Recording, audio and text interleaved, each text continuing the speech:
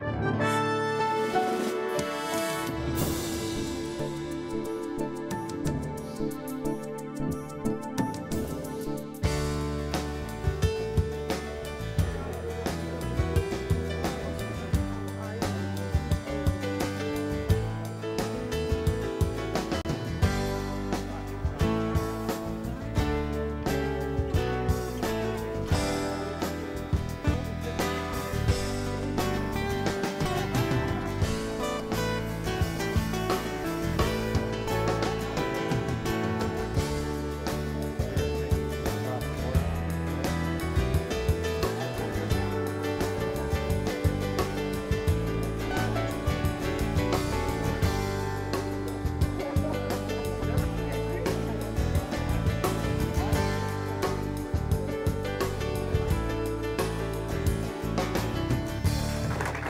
used to joke around with Linda when she made me the spokesperson for ADAO. I said, "Do you want to get somebody better, bigger? You know, want to get a name?"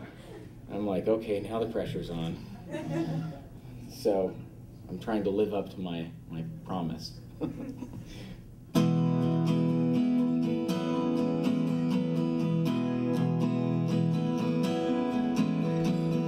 I've got the world on a string. Keep it wrapped around my neck. I'm living on the street of dreams. Just got my notice to evict.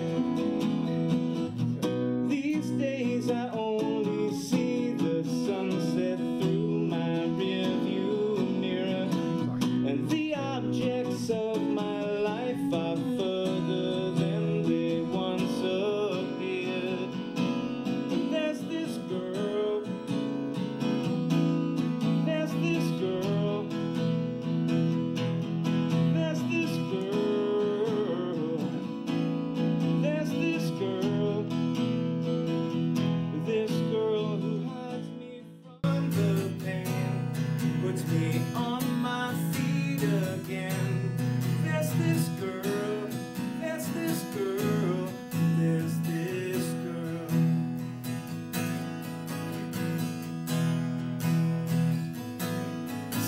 Like I've been having one of those days since sometime back in 1998, and a turnaround is surely on the way, or maybe that's me spinning down the drain.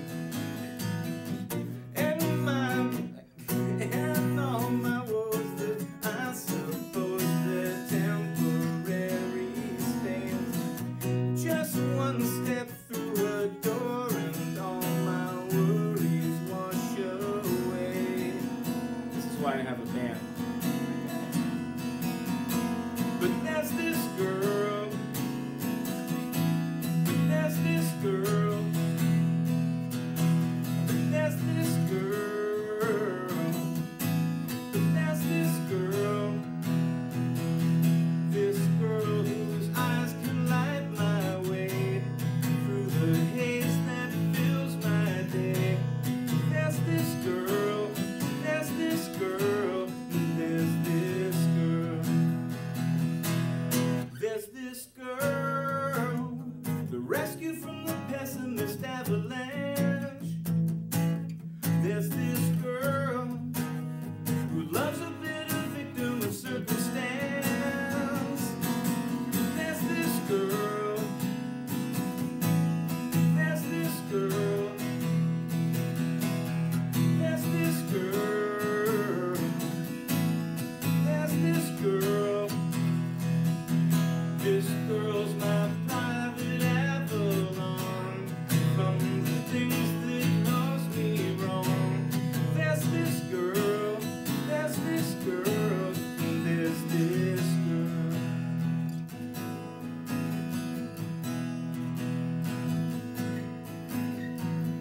Now, since it's kind of like an informal thing, when you put a bunch of guys in the studio going to like 3 o'clock in the morning, and they stink and they just want to kill each other, and I'm sitting at the microphone and I'm trying to write the last bit of lyrics, so every time I hear this song now, I hear this at the end, it makes me crack up. Because I was mad at myself, because I just thought, I just keep saying this girl, this is terrible. So, I'll let you in on the inside joke. When we hear the end of the song, it goes, there's this girl that I like so much, I wrote her this shitty song.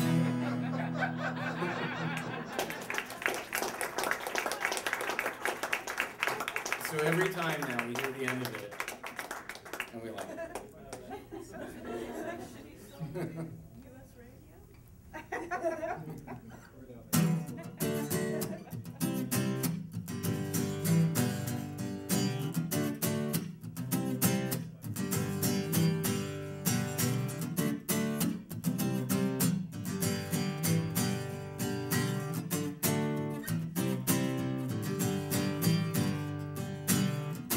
Saw a werewolf with a Chinese menu in his hand, walking through the streets of Soho in the rain.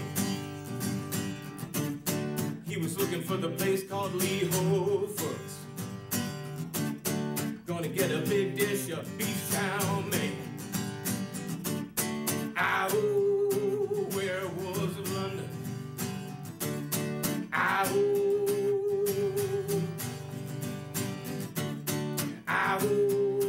Werewolves of London. Here comes that dangerous man. He's the hairy-handed gent who ran amok in Kent. Lately he's been overheard in Mayfair. You better stay away from him. He'll rip your lungs out, Jim. Hot, I'd like to meet his tailor. Ow. You can sing too. Ow. Ow. Werewolves of London. Ow. You hear him hollering around your kitchen door. You better not let him in. Little old lady got mutilated late last night. Werewolves of Philadelphia again. Ow, werewolves of London. Ow, ow, werewolves of London. Ow. Well, I saw Long Shaney walking with the Queen, doing the werewolves of London. I saw Long Shaney Jr. walking with the Queen, and they were doing the werewolves of London. Now you guys can at least clap. Oops. Come on.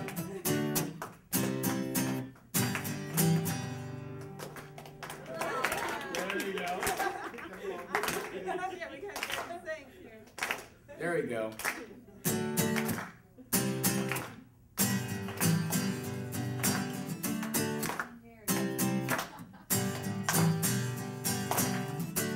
I saw Linda drinking a pina colada at Trader Vic's, and her hair was perfect.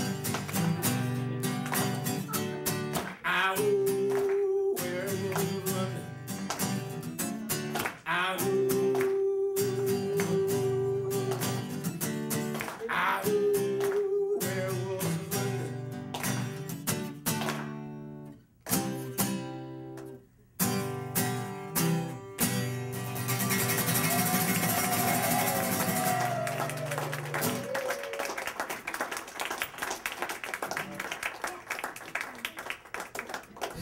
An album called Preludes, that is a collection of old recordings that I found in my dad's storage space, amazing things from the late 60s, and that's coming out May 1st. There's a book that his second wife wrote called Warren Zevon, My Dirty Life and Times, I'll Sleep When I'm Dead, that's also coming out on May 1st.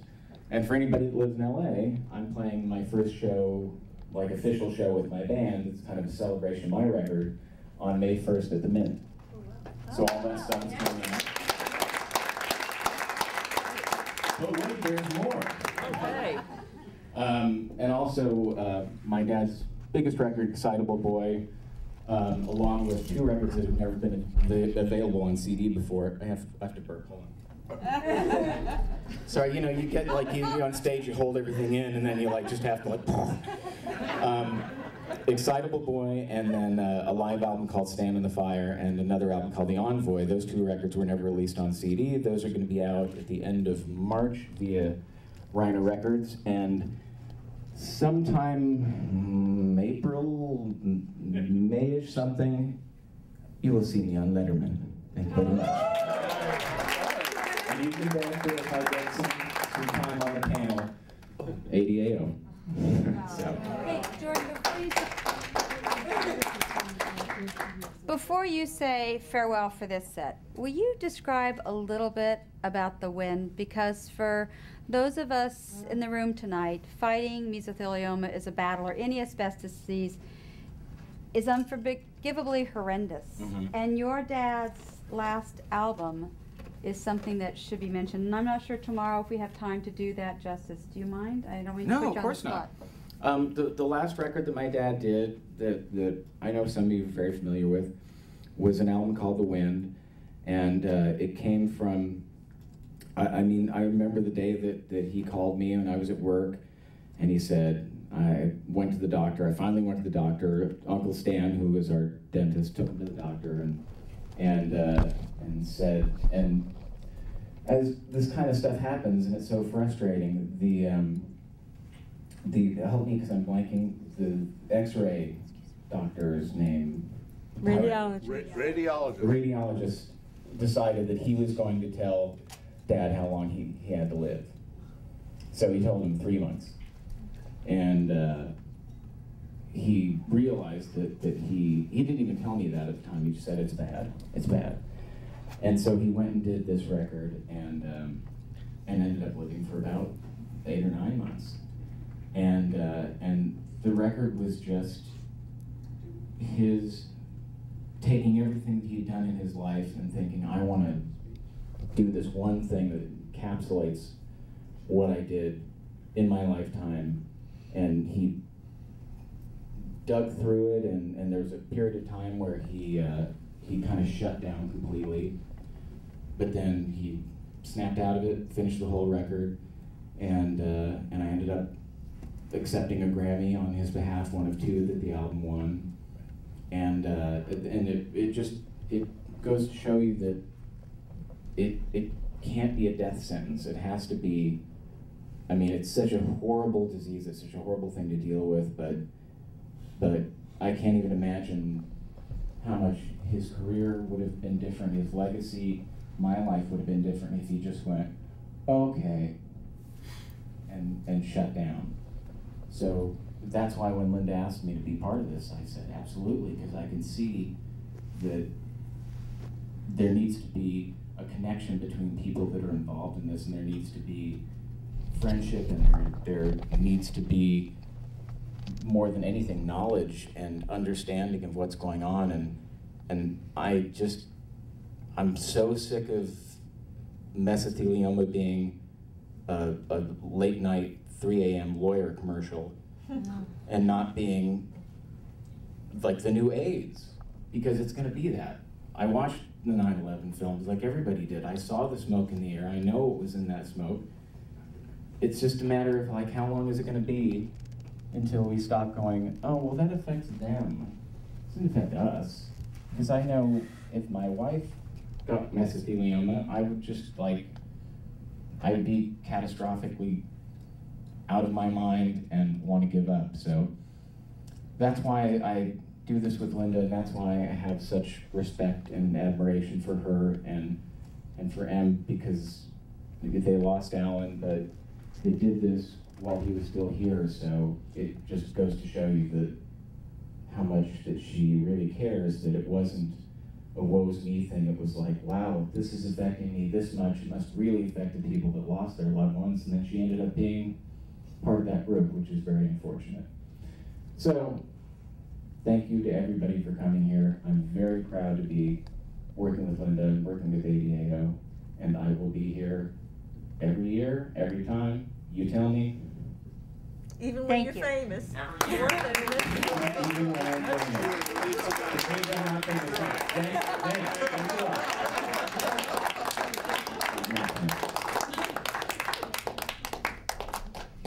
Very sweet. Not only do you get a national spokesperson. Did I just steal your soda? Or I brought it for bringing you. me a new Diet? Okay. I brought it for you. But you get a guy like Jordan on your side. Speaking, tomorrow's agenda, I don't know if any, for some of you, this is the first time you've attended our, oh, thank you. I'm microphone impaired. Thank you. For some of you, this is the first time you've attended our conference, and obviously since it's only the third annual, a lot of you might fall into that bracket. The agenda is packed. You have to time when you swallow, and I'm sorry to say that we do it that way because there's so many speakers that have so much incredible information. 400 years of knowledge is going to be compacted in tomorrow's like 7-hour session. So it's a wow. To make that happen though, this informal meet and greet is kind of a sweet thing. So this is when I always have to like beg Doug. So if you applaud just a little bit, he'll do this. Doug Larkin and I met in the back of a Senate room, and we have become like brother and sister and soulmates. So we know our families and each other, and with the greatest respect, Doug Larkin is the co-founder of ADAO. Please welcome him.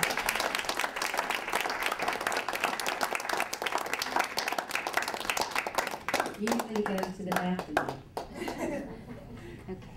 Usually I'm in the back of the room, which is where I was. ADAO, to me, means creating a level playing field.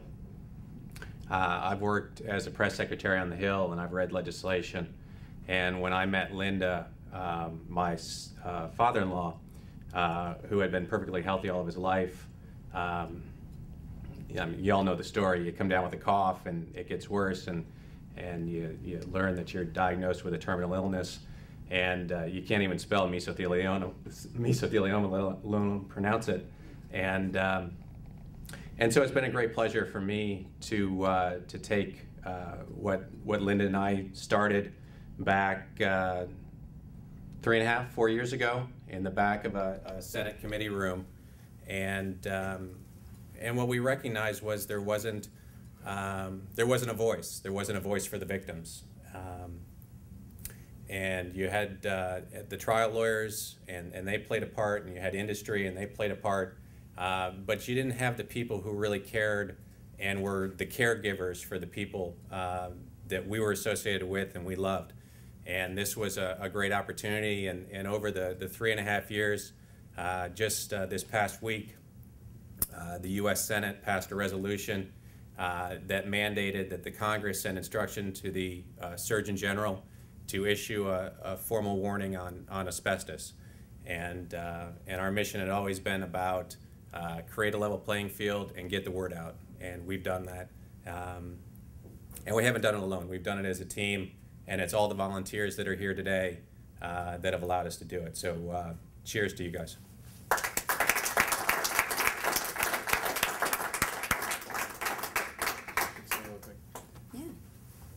They rejected my initial suggestion for the warning, which is, this shit will kill you. We tried. We should have used that. Maybe they would have heard that, or like it's in your tunnels. And John, you spelled it like SCH to everybody. You got an amazing list of speakers. John Thayer's here tonight. He works in the tunnels. You've got Dr. Richard Lemon, who has 30 years plus experience, former Assistant Surgeon General. Dr. Arthur Frank Drexel, one of the co-hosts of this weekend. Big applause on co-host. Lori Kazan Allen. And then you have ADO volunteers. Sharry, Lee, Debbie, Bonnie, who else I'm missing because I can't see very well.